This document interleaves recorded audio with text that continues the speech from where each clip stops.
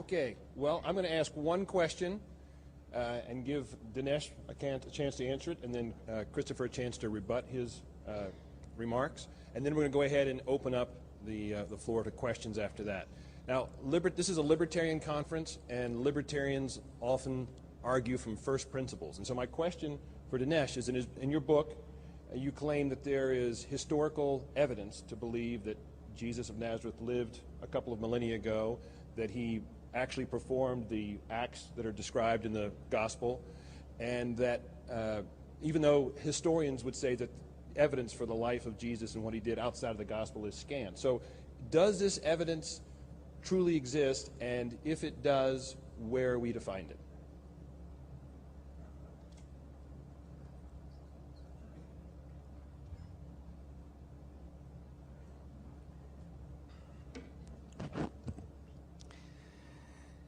To me, one of the really interesting aspects of this religious debate is that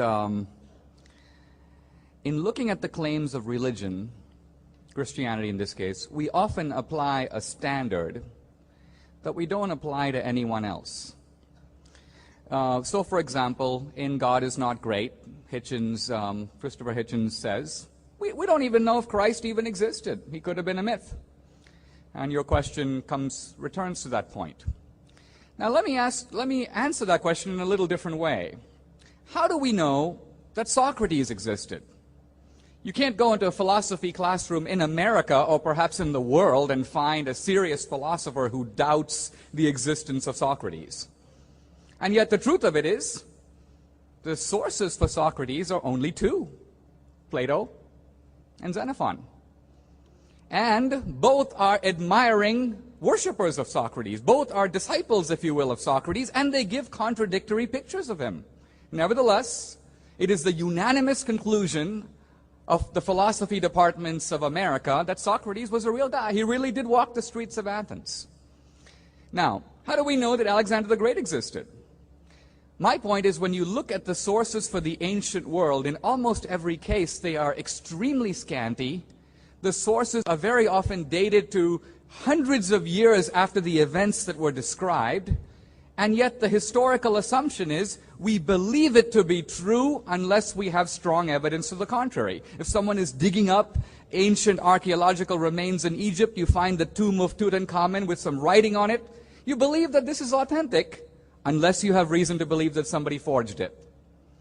Only when it comes to Christianity, by the way, when you look at the gospel manuscripts, they are multiple. There are actually hundreds and hundreds of the reliability and authenticity of biblical manuscripts is far greater than any other document in the ancient world.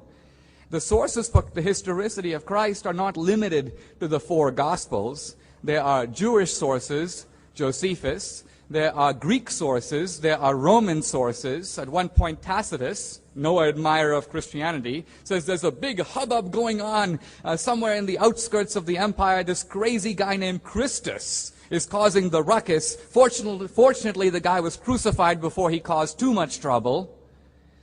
I'm saying this is the kind of evidence that in any other case would be, without a blink, accepted as legitimate. But because it is Christianity, the academic prejudice kicks in, the bar is lifted, and a different standard or compass is being applied. Notice I'm making no argument based on the Bible or Revelation. I'm simply calling for an even-handed application of scholarly and historical evidence. Now I'll consider very briefly the resurrection, which is the central miracle of Christianity. Here's the interesting historical fact. Christ is crucified. That's not so strongly argued about. Christ is buried, put in a tomb, and a stone is supposedly put in front of the tomb, and Roman guards are guarding it. Now, for 300 years or more, in the early Christian polemics between the Christians and the Jews asserted that the disciples stole the body. The disciples came and took Jesus' body. Interestingly, the Jews didn't say Christ was not crucified. They didn't say that the tomb wasn't empty. They admitted those things, but they claimed that the disciples must have somehow conned the Roman guards or rolled the stone away and stolen the body. Anyway, here's the point I want to get at. you've got these early disciples, and by the biblical accounts themselves, Christ is dead. They are dejected, feeling kind of low, you might say.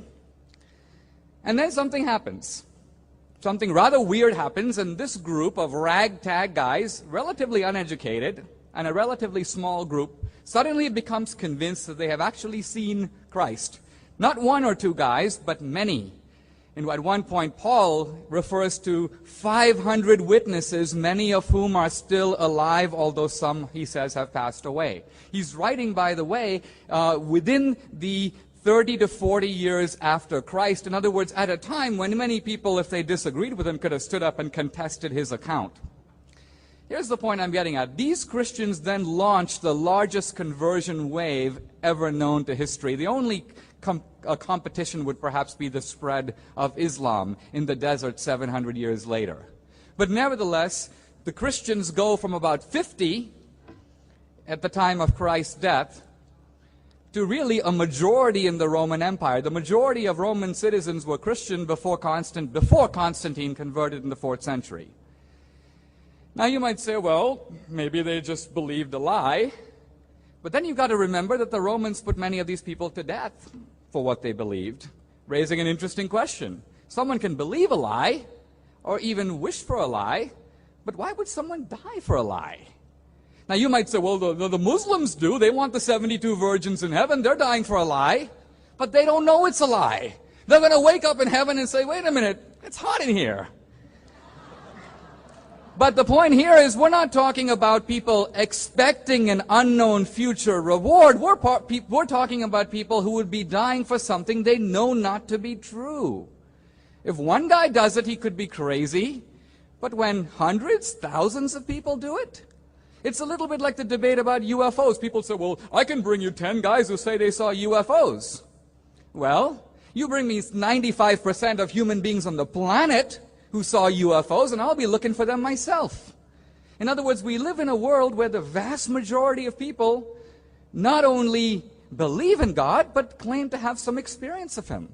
We're supposed to be libertarians, champions of realism, the real world, practical, empirical, valuing human experience. Is it really our position that the vast, vast majority of the world's people who we want to trust with freedom to use their money well and to organize their lives, but they are so deluded, these same people, that they are all living in the fantasy of something that simply doesn't exist? Why would such people not be better governed by some kind of a wise man who knows better? Freedom presumes that people are good judges of the validity of their own experience, that people are fairly reasonable about whether something is going to improve their life or not. That's why you trust them with their own money. That's why you trust them to meet and assemble and vote the way they do. So I'm arguing here that libertarianism at its deep level is based, I wouldn't say just on a Christian assumption, but I would say on the assumption that, on certain assumptions that we often ignore because they are underground. We are standing, if you will, on a political hill. We need to look at the ground below us. This idea that if I swing my fist, I should stop at your jaw. Why? If we are Darwinian primates, why? Show me someone in the animal kingdom that does that. I debated recently with Peter Singer about animal rights, and I told him the problem with animal rights is we can't get animals to respect animal rights.